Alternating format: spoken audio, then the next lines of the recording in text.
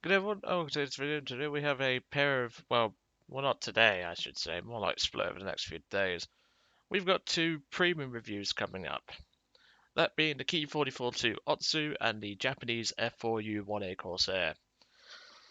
Now, nowadays, it might be a little bit harder to play these things due to the amount of Swedish players that are coming in. And obviously, CW21's being spammed out by stat padders and stuff like that. So it might be a little bit harder to play these vehicles. However, does that mean they're bad? Hell to the fuck no. These two are probably some of the best aircraft I've used in a long time. Now, the Key 44-2 Otsu can be a bit temperamental, as you're going to see in the battle. I'm still not 100% with the cannons yet, but you're going to see what the Japs here can do for the first thing. So obviously I've covered it in the first flight. It's essentially just an F4U-1A without the bomb rack, to put it simply. And well, I'm sorry, but this thing is probably one of the best premiums you can pick up. It's 1150 GE, and well, you're gonna get your money's worth. Is all I'll say. You are definitely gonna get your money's worth. It's just one of those aircraft that is so fun that you can just clean up whenever you feel like it. So let's. Well, We're gonna look at the stat card a bit, well, just for a moment, just to show what I got up to in the thing. 3 death, 32 kills, 3 ground targets, and those 3 ground targets were artillery because well, those they were there. I just thought, why not? And obviously, I haven't finished the market distinction on the aircraft yet, but even with that few amount of games played, I'm almost finished with it. So, belts of the aircraft, I forgot to mention those. It's really down to personal preference. Anything except traces is pretty much usable. I mean, stealth can work with its good amount of API and standard AP and standard incendiary.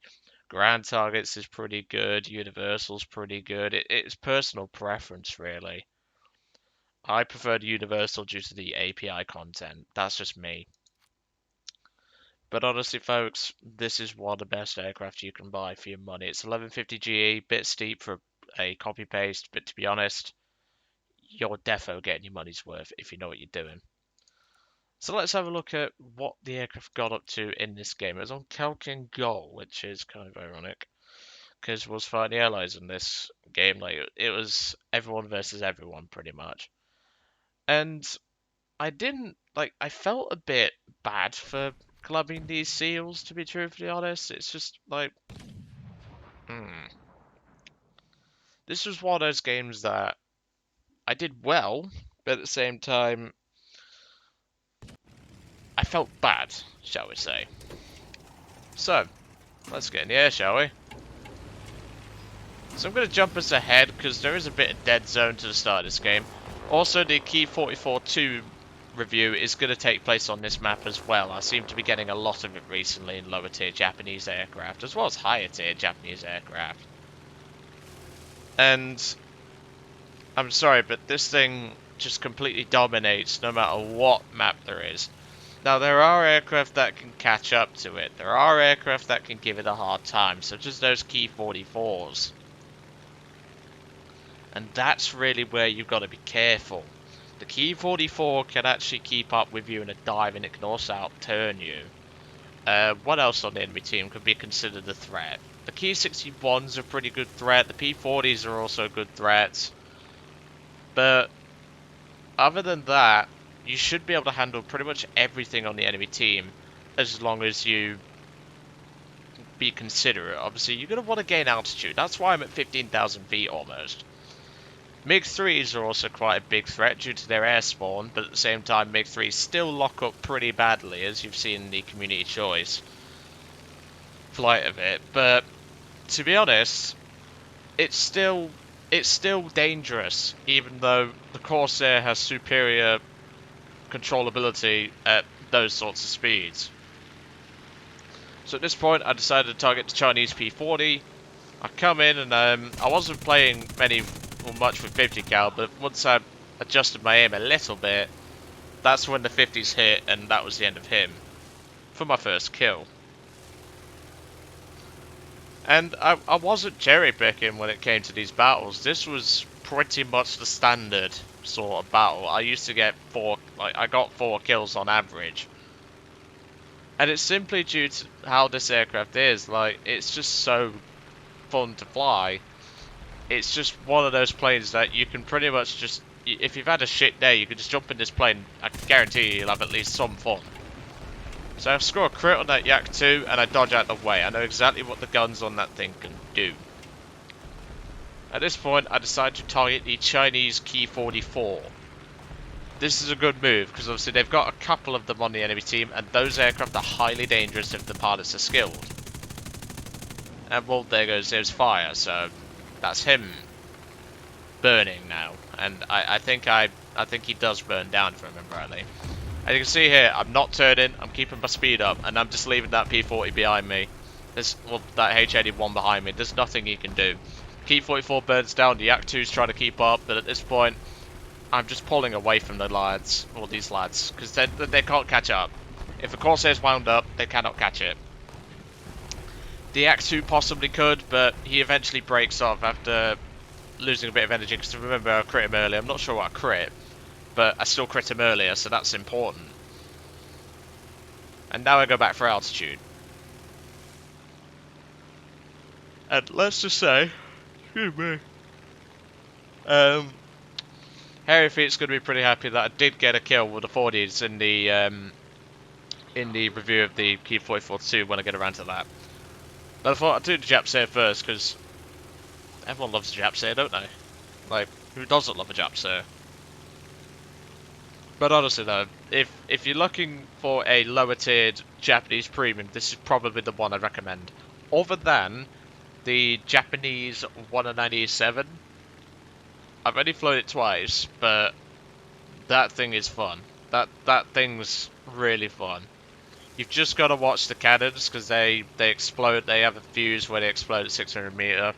But other than that, if you're good in a 109 and you get the Samurai, you're gonna clean up. There's no question about it.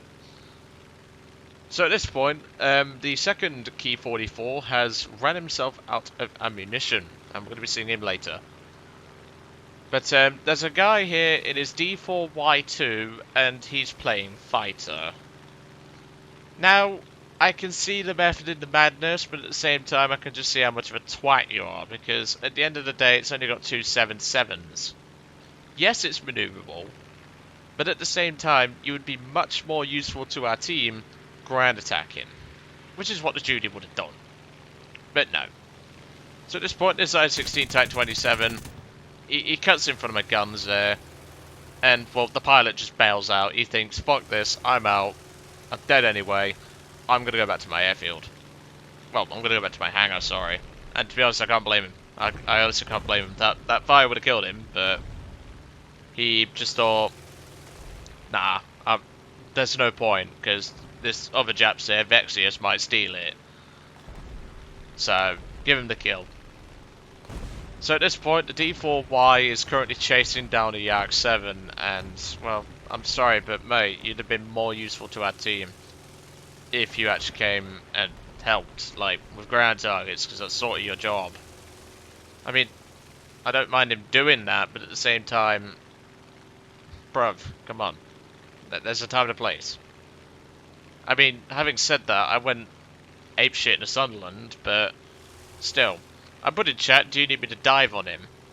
What I didn't know at the time was that the D4Y was catching up, and obviously the D4Y doesn't care about teamwork, and doesn't let me know if he's actually coming and everything. And well, Vexius is going to attack some ground targets, and I let him know that the P40 damage, because you may see in black smoke coming from the P40, I let him know that's on the way back. And this is where he just puts in chat a question mark, like, the instruction is simple, do you need me to dive on him? It's a simple yes or no, like, oh dear, people these days. But obviously at this point, the Chinese P40 is already pretty badly damaged, and well, Vexius did the damage, so I was thinking at this point, if I go back for altitude, I can at least keep an eye on him. And Yeah, I'm sorry. But if the Chinese P40 is causing Vexus a bit of trouble, I can always come in and give him a hand. But it turned out not to be the case. Vexus is about to kill that P40 in a moment. And that is going to be Vexus' second kill, I think? No, it's his first, okay. Yeah, that's the only kill he's getting. Because, well, there's only two enemy aircraft left. A Chinese Ki-61 Otsu and a Chinese Ki-44-2 Charger 2, who I pointed out earlier. So I'm going to jump us ahead, because, well, it's a bit of a trek, but even at the Corsair it's fast as fuck, even at this altitude. And I had around about 12 minutes left of fuel, and I calculated that it would take me approximately 4 minutes at full throttle, obviously not on web, to get back to the airfield, roughly, if I give it about 4.5 minutes. And obviously, I would call bingo fuel if I needed to. And this Umaru guy is just being silly. I don't get why he put a lol, because, well, what's the point? I've got this under control. I know exactly where both of them are. I don't get why he thinks it's funny, because, well, it's teamwork. That's how you do teamwork, honestly. I wouldn't be surprised if he was tanker trash, personally, but even so. So at this point, obviously, I'm looking to engage Tail End Charlie. Obviously, I don't know which one's going to be Tail End Charlie. Spoiler alert, turns out to be Ki-44. And obviously, I'm conserving fuel here. I'm cutting the throttle a bit, just reducing the throttle to make sure if these guys even think about runway camping, I can at least deal with them. Well, I can at least go back for altitude and have enough fuel to keep the team knowledgeable about their position. So I let them get a bit further away from the airfield. Obviously, the Ki-61 is a bit further ahead than this Ki-44. And, well, I think the Ki-44 heard me coming. But I just think it was a tad too late, my son. And there's a nice fight. Now you can see one of the API content. And he's going to burn down for my fourth kill.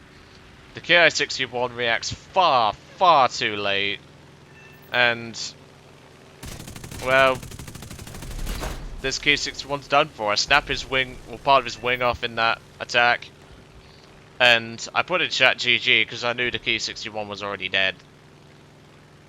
So, and there he goes. He's completely out of control of his aircraft. He just jumps out. And to be honest, I can't exactly blame him. But yeah, 1150 Gold Eagles. This thing is certainly worth your money. That is for definite.